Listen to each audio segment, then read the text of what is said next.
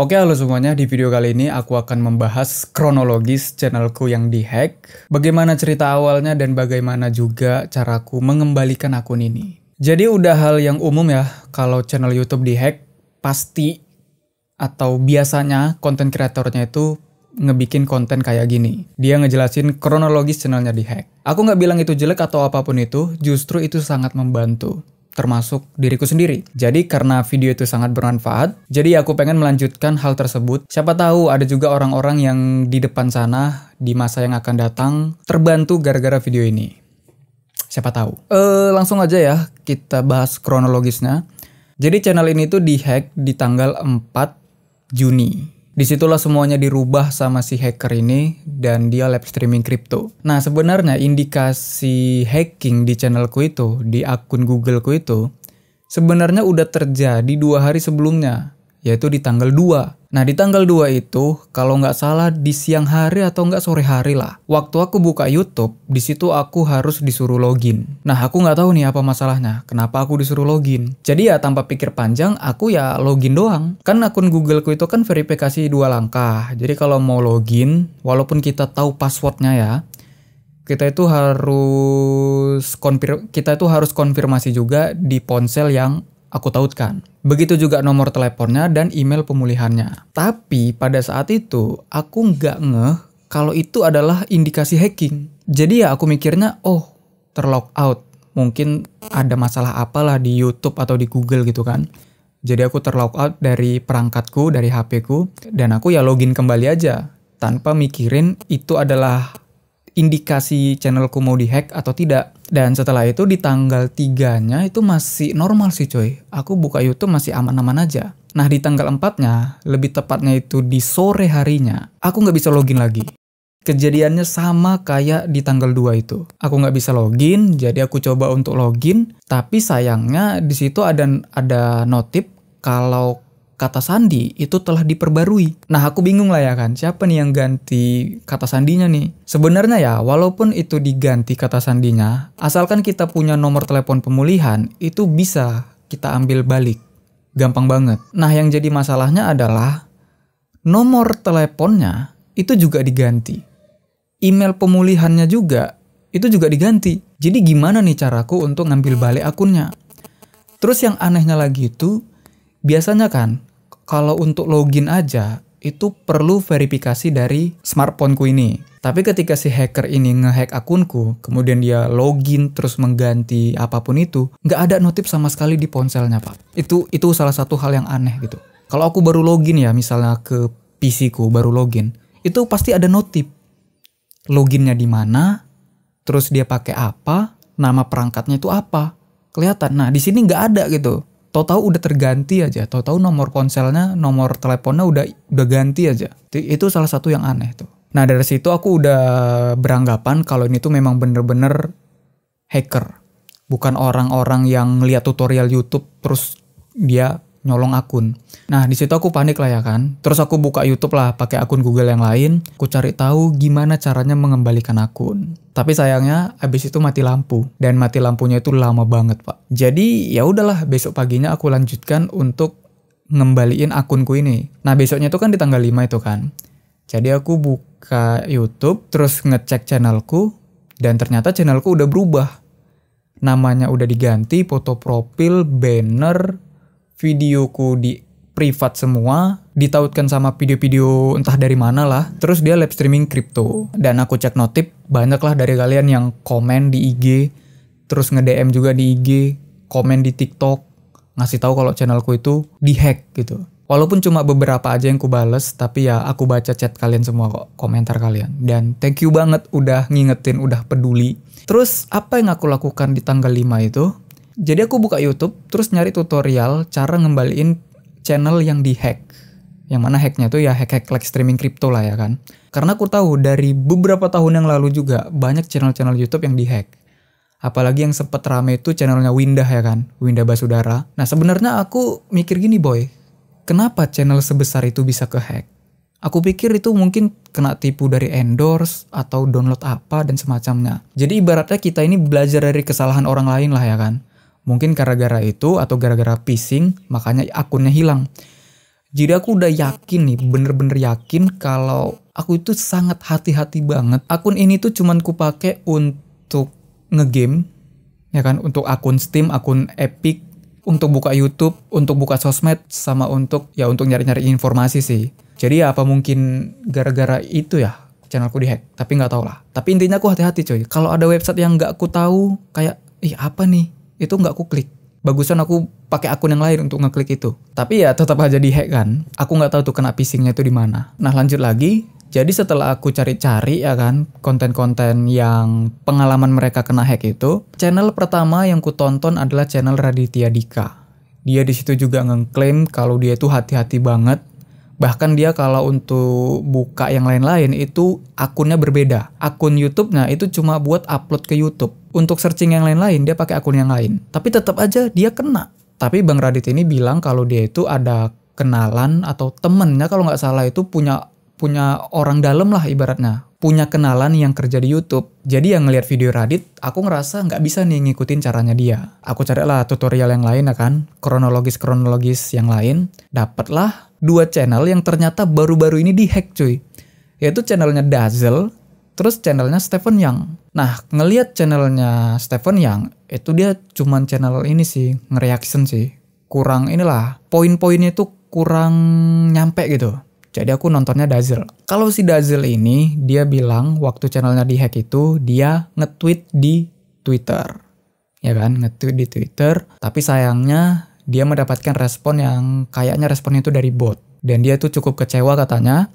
Tapi dia menggunakan cara yang kedua, yaitu cara orang dalam. Tapi orang dalamnya ini beda nih sama caranya Bang Radit. Dia minta tolong sama channel yang udah monet, yaitu Topi Sihir Animation, untuk ngelapor ke YouTube-nya itu melalui support YouTube atau support Google. Intinya itulah, bahwa channel rekannya itu telah dihack.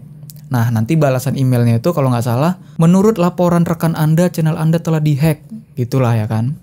Barulah ditindaklanjuti. Nah, sayangnya aku nggak punya kenalan kayak gitu cuy. Jadi aku nggak bisa ngikutin caranya Dazzle juga. Jadi ya aku bisanya itu ngikutin cara umumnya, yaitu ngeposting di Twitter. Nah, oh ya, selain channel itu juga, aku ngelihat channelnya Jagat Review sama ini, ST Media. Channel mereka juga pernah kehack rupanya. Aku baru tahu. Padahal sering nonton. Penjelasan yang paling jelas itu ada di Jagat Review. Memang bener-bener jelas banget. Aku merhatiin step by stepnya itu ya di Jagat Review itu. Jadi step yang pertama, aku nge-tweet, terus nge-tag ke tim YouTube. Bukan YouTube ya, tapi tim YouTube. Nah, kata Jagat Review, kita itu pakai bahasa Inggris biar lebih cepat dinotis sama tim YouTube. Terus Jagat Review ini meminta para subscribernya untuk ngeramein tweetnya biar dinotis sama tim YouTube. Nah, sementara aku setelah nge-tweet itu, aku nggak ada ngumumin ke kalian untuk ngeramein tweetku. Karena aku sekalian mau ngetes juga, apakah dengan tweet yang sepi, YouTube bakal mengabaikan konten kreatornya? Dan ternyata cepat pak balasannya. Tapi balasan bot, bukan balasan dari karyawan YouTube. Jadi ya karena balasannya bot, ya udahlah, aku udah cukup kecewa di situ cuy.